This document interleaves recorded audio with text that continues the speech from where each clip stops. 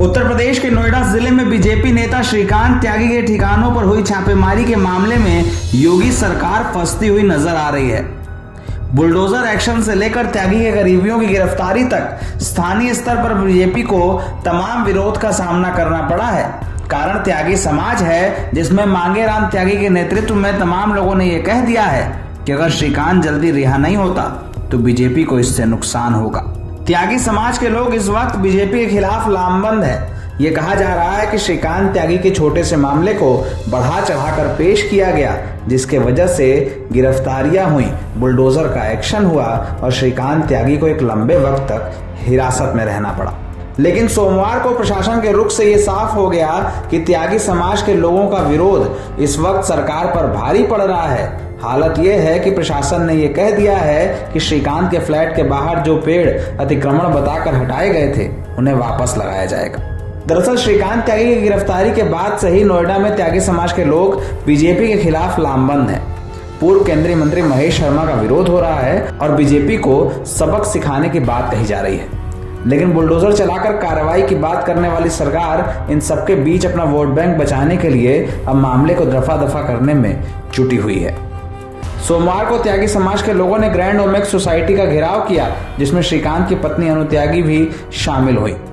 इन लोगों के विरोध प्रदर्शन के बीच मौके पर पहुंचे अफसरों ने कहा कि जो भी पेड़ हटाए गए हैं उन्हें वापस लगाया जाएगा। इसके अलावा सोसाइटी में अतिक्रमण को लेकर भी तमाम बातचीत मांगेराम त्यागी के साथ की गई।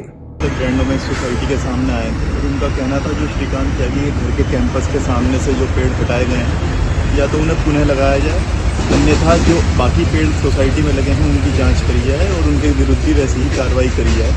इसमें पुलिस और नोएडा अथॉरिटी द्वारा उनकी मांगों को सुना गया है और इसमें जो भी लीगली पॉसिबल एक्शन होगा एज पर द रूल्स के पेड़ कैसे लगने हैं या फिर कैसे हटने हैं वो लिया जाएगा। ये प्रदर्शन जिन मांगेराम त्यागी के नेतृत्व में हुए हैं उनका एक कथित ऑडियो बीते दिनों वायरल हुआ था, जिसमें वो महेश शर्मा को अल्टीमेटम देते हुए सुनाई दे रहे थे। हालांकि इस ऑडियो की पुष्टि तो नहीं हुई थी, लेकिन ये कहा जा रहा था कि महेश शर्मा और त्यागी के बीच जो बातचीत हुई वो बीजेपी का राजनीतिक भविष्य तय करेगी। वायरल हुए ऑडियो में मांगेराम कथित रूप से ये कहते सुनाई पड़ते हैं कि अगर गिरफ्तार लड़कों की रिहाई ना हुई तो बीजेपी को त्यागियों का वोट भूल जाना चाहिए। शायद इस धमकी का असर अब दिखने लगा है। सरकार फंसती नजर आ रही है। जिन लड़कों की गिरफ्तारी को लेकर तमाम स्टंटबाजी हो रही थी, कानून व्यवस्था का दावा किया जा रहा था, वो रिहा हो गए हैं। त्यागियों के जोर के आगे सरकार बेबस दिख रही है और एक बहस से शुरू हुआ श्रीकांत त्यागी का मामला अब राजनीतिक दांवपेच का हिस्सा बन गया है। लेकिन ये केस इतना बढ़ेगा शायद इस बात को कोई नहीं जानता था। श्रीकांत त्यागी के घर पर जो बुलडोजर एक्शन हुआ उसे लेकर तमाम विवाद ऑलरेडी हो चुके हैं। 2024 का चुनाव नजदीक है, शायद इसी को लेकर धमकी भी दी जा रही है। लेकिन आगे क्या होगा, सरकार के स्तर पर फैसला क्या होगा, ये देखना बेहद दिलचस्प होगा।